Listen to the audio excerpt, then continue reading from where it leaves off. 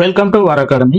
ఈ రోజు ఆర్టికల్ వచ్చేసి National Essential Diagnostics List. Question వచ్చేసి consider the following statements. First statement, Indian Council of Medical Research is a statutory body. Second statement, the national essential diagnostic List lists the essential tests that should be available at tertiary levels of healthcare facilities only. So here which of these statements given is or incorrect? So here first option only one, second option only two, so third option both one and two, and last option is neither one nor two, right? So ఇప్పుడు వచ్చేసి ఏంటంటే national essential diagnostic list అనేది ఎందుకు news లో ఉంది అయితే మనకి ICMR తెలుసు కదా, Indian Council of Medical research, right? ఈ ఐసీఎంఆర్ వచ్చేసి ఏంటంటే 2019 లో వచ్చేసి so year national essential diagnostic list ని విడుదల చేసింది అన్నట్టు. అయితే ఇప్పుడు ఈ లిస్ట్ ని so national essential diagnostic list ని వచ్చేసి ఏం చేస్తుంది అంటే ఈ జాబితాని సవరించే ప్రక్రియను ప్రారంభించింది అన్నట్టు. సో అందుకు గాను ఈ ఆర్టికల్ వచ్చేసి న్యూస్ లో ఉందన్నట్టు, రైట్? ఫస్ట్ వచ్చేసి మనం ఐసీఎంఆర్ గురించి చూద్దాం.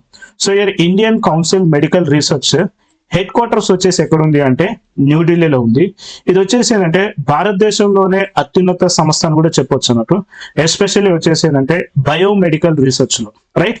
ఈ బయోమెడికల్ రీసెర్చ్ లో వచ్చేసి ఏం చేస్తుంది అంటే సో ఐసీఎంఆర్ వచ్చేసి ఫార్ములేట్ చేస్తుంది, కోఆర్డినేషన్ చేస్తుంది, అదే విధంగా సో ఇయర్ ప్రమోషన్ కూడా చేస్తుంది అన్నట్టు, రైట్? సో నెక్స్ట్ ఇంకొక ఇంపార్టెంట్ విషయం వచ్చేసి ఏంటంటే ఐసీఎంఆర్ వచ్చేసి ఏంటంటే ప్రపంచంలోనే పురాతన వైద్య పరిశోధన సంస్థ అని కూడా చెప్పొచ్చు అన్నట్టు. సో ఇయర్ ఎందుకంటే సో ఈ Indian Council of Medical research వచ్చేసి నవంబర్ 15, 1911 లో ఏర్పాటు చేశారు అన్నట్టు. బట్ ఆ టైంలో దాన్ని ఏమని పిలిచేవారు అంటే so Indian research fund association అని పిలిచేవారు. దీని రీనేమింగ్ ఎప్పుడు చేశారు అంటే 1949 లో వచ్చేసి ఐఆర్ఎఫ్ఏనే ఐసీఎంఆర్ గా కన్వర్ట్ చేయడం జరిగింది అన్నట్టు, రైట్?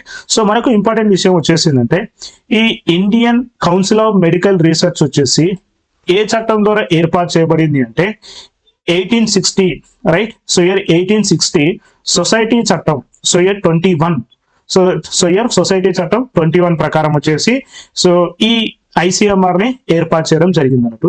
ఇంకొక ఇంపార్టెంట్ విషయం వచ్చేసిందంటే ఇది వచ్చేసి అటానమస్ బాడీ, సో ఇయర్ స్వయం ప్రతిపత్తి గల సంస్థ అని కూడా చెప్పొచ్చు అన్నట్టు. అండ్ నెక్స్ట్ ఈ ఐసీఎంఆర్ పూర్తిగా కేంద్ర ప్రభుత్వ నిధులతోనే సో నడిపించబడుతుంది అన్నట్టు.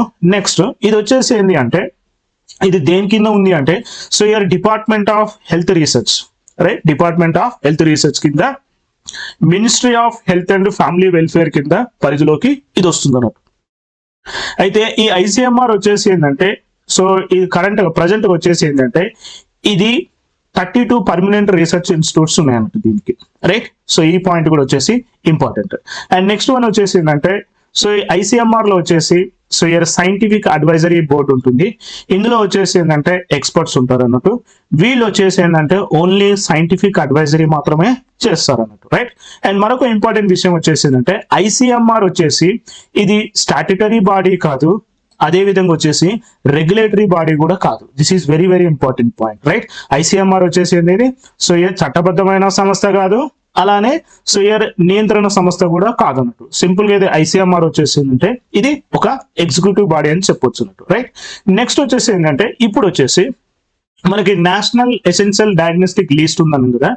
అయితే 2018లో వచ్చేసి యాక్చువల్గా 2018లో వచ్చేసి వరల్డ్ హెల్త్ ఆర్గనైజేషన్, ప్రపంచ ఆరోగ్య సంస్థ ఏమని చెప్పింది అంటే so year essential diagnostic list ని అభివృద్ధి చేయాలి, అలానే అమలు చేయమన్నట్టు సిఫారసు చేసింది అన్నట్టు, రైట్?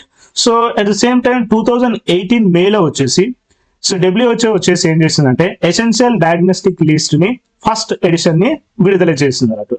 సో అయితే భారతదేశం వచ్చేసి ఏం చేసింది అంటే మనకి ఏదైతే కావాల్సిన మీన్స్ మన భారతదేశానికి ఏదైతే కావాల్సినాయో వాటిని సో ఎసెన్షియల్ డయాగ్నోస్టిక్ లిస్ట్ నుంచి తీసుకోవడం జరిగింది అన్నట్టు, రైట్? సో ఇక్కడ వచ్చేసి ఏంటంటే ఈ national essential diagnostic list main purpose వచ్చేసింది అంటే సో ఇయర్ గ్రామ స్థాయిలో ఉన్న ఆరోగ్య సమస్యలు కావచ్చు, మీన్స్ విలేజ్ లెవెల్ ఫెసిలిటీస్ కావచ్చు, లేదా సబ్ హెల్త్ సెంటర్స్ కావచ్చు, లేదా ప్రైమరీ హెల్త్ కేర్ సెంటర్స్ కావచ్చు, సెకండరీ హెల్త్ కేర్ సెంటర్స్ కావచ్చు, టెర్షరీ హెల్త్ కేర్ సెంటర్స్ కావచ్చు.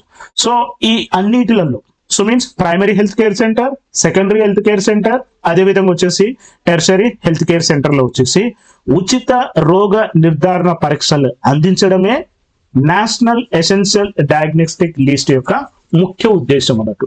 అయితే ఇప్పుడు వచ్చేసి ఏంటంటే ఈ నేషనల్ ఎసెన్షియల్ డయాగ్నోస్టిక్ లిస్ట్ లో వచ్చేసి ఏమేం డిసీజెస్ ని కవర్ చేస్తుంది అంటే, సో ఇక్కడ వచ్చేసి ఏంటంటే ఒకటి వచ్చేసి malaria, so dengue, so here filariasis, so here chikungunya, Japanese encephalitis, so here and so క్షయ, అలానే cancer, hepatitis ABCDE, HIV, syphilis and kidney వ్యాధులు, complete blood count, so here C reactive protein, liver function test and diabetes.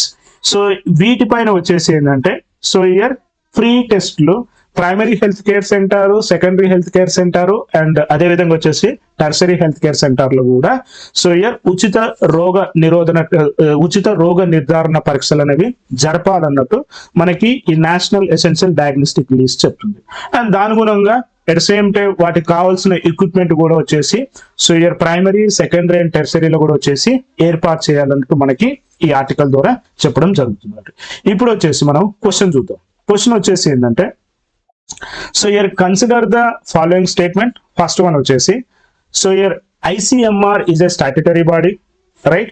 Second option వచ్చేసి the national essential diagnostic list essential tests that should be available tertiary level of healthcare facilities only, and which of the statement given is incorrect. ఇక్కడ వచ్చేసి ఏమడుగుతున్నాడు, incorrect ఏంది అని అడుగుతున్నాడు అన్నట్టు, right. First చూద్దాం.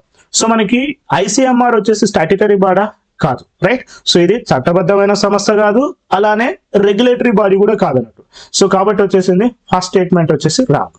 Second one వచ్చేసింది the national essential diagnostic list so lease the essential test that should be available at tertiary level of health care facilities only, right. ఈ second statement కూడా వచ్చేసి రాంగ్. ఎందుకు అంటే so national essential diagnostic list main ఉద్దేశం వచ్చేసిందంటే so year ఉచిత రోగ నిర్ధారణ పరీక్షలు వచ్చేసి ప్రైమరీ హెల్త్ కేర్ సెంటర్ లో, so year secondary health care centre లో, అలానే టెర్షరీ హెల్త్ కేర్ సెంటర్ లో కూడా అందించాలన్నదే మెయిన్ ఉద్దేశం అన్నట్టు. ఇక్కడ వచ్చేసి ఏమంటున్నాడు, ఓన్లీ అంటున్నాడు. ఓన్లీ టెర్షరీనా కాదు కదా, ప్రైమరీ ఉంది, సెకండరీ ఉంది అండ్ విలేజ్ లెవెల్ ఫెసిలిటీస్ కూడా ఉన్నాయి, సబ్ హెల్త్ కేర్ సెంటర్స్ కూడా ఉంది.